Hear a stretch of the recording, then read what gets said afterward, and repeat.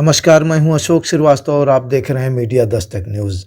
आम आदमी पार्टी के 310 बस्ती सदर विधानसभा प्रत्याशी रमेश सिंह फौजी के समर्थन में पार्टी कार्यकर्ताओं और पदाधिकारियों ने जिलाध्यक्ष रामयज्ञ निषाद के नेतृत्व में रोड शो निकाला।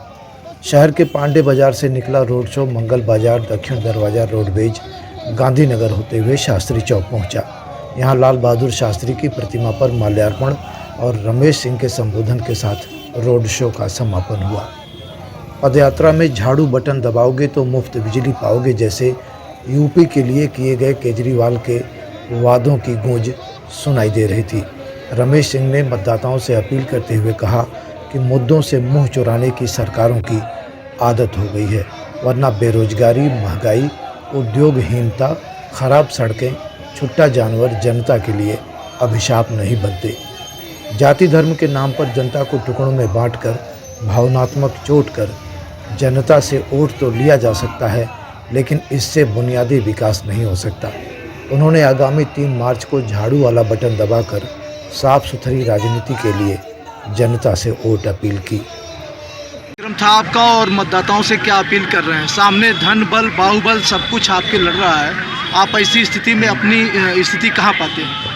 ऐसा है कि उत्तर प्रदेश में 2 जून 1991 से लेके और आज तक पूरे संपूर्ण 30 वर्ष में 2-1 महीने बाकी हैं, तब से कि ये इस अराजकता को यहाँ की जनता खूब जानती है। धनबल बाहुबल का खेल अब खत्म हो चुका है। जनता जागरूक हो गई है और जब विपरीत परिस्थितियाँ देश में आती हैं तो आपने खुद देखा है, सब गवाह है, सभी लोगों ने इसको विटनेस किया है कि जब इस देश में ऐसी विपत्ति आती है कि प्रशासन और शासन और लोगों के रोकने से नहीं रुकती, तब फौज की बारी आती है।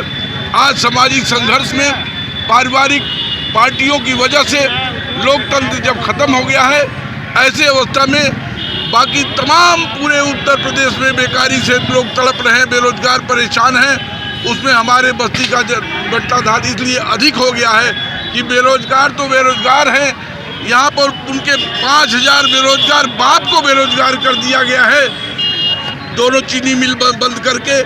और हमें इस चुनाव और इस लड़ाई में जो चूँकि 11 साल से मैंने श्रमिकों का, टेम्पो यूनियन का, टैक्सी वालों के तमाम उत्पीड़न के लिए संघर्ष किया है, ऐसे में मुझे बड़ा जनसंपर्क मिला हर गांव-गांव में। चूँकि मैं फौजी होने के नाते घर घर गया हूं, इसलिए मुझे घर घर की विपत्ति का पता चलने से ऐसा एहसास हुआ है कि बस्ती की स्थिति बहुत भीषण है। इसलिए मैंने संकल्प किया है कि विधायक फंड से जो तनख्वाह मिलती है, उस तनख्वाह को मैं बेरोजगारों की लड़ाई में खर्च करूँगा और बस्ती की समस्याओं, ये भी मैं पुराने ज़माने के त्यागियों की तरह कह सकता था कि मैं 1 रुपया लूँगा, लेकिन ऐसा नहीं, क्योंकि मेरी तनख्वाह पे बस्ती के लोगों का हक है, इसलिए मैं बेरोजगारों की लड़ाई में उसको दूंगा। यहाँ पर तमाम भ्रष्टाचार की वजह से रोडें अपने निर्धारित अवधि तक कभी नहीं चलती, 6 महीने में टूट जाती है, उनको भी देखना है मुझे। और स्वास्थ्य, शिक्षा, सभी चीज़ यहाँ की समाप्त होने की वजह से यहाँ की जनता ने केजरीवाल पे विश्वास दिखाया है।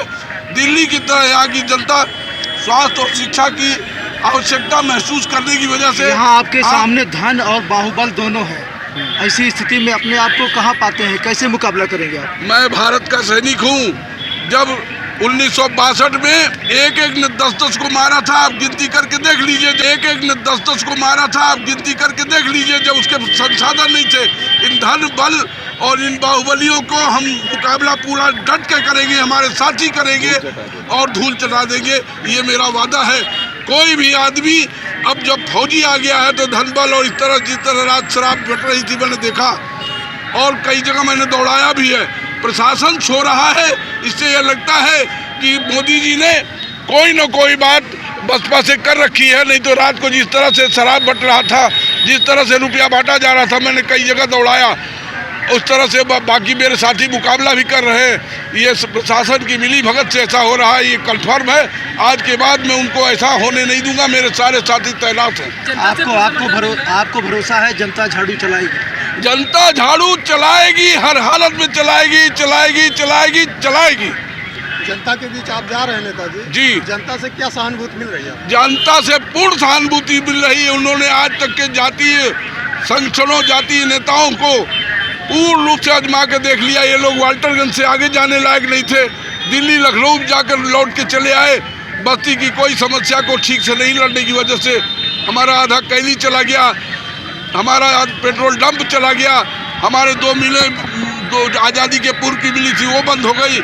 इसलिए जातीय संघर्ष समाप्त होकर बस्ती की जनता ने एकजुट होकर फौजी के नेतृत्व में अब इस लड़ाई को लड़ने का स्वयं संकल्प कर लिया है। अब यहाँ की जनता निरीह बन के नहीं रहेगी, सारी की सारी जनता सुभाष चंद्र बोस और चंद्रशेखर आज़ाद बनेगी।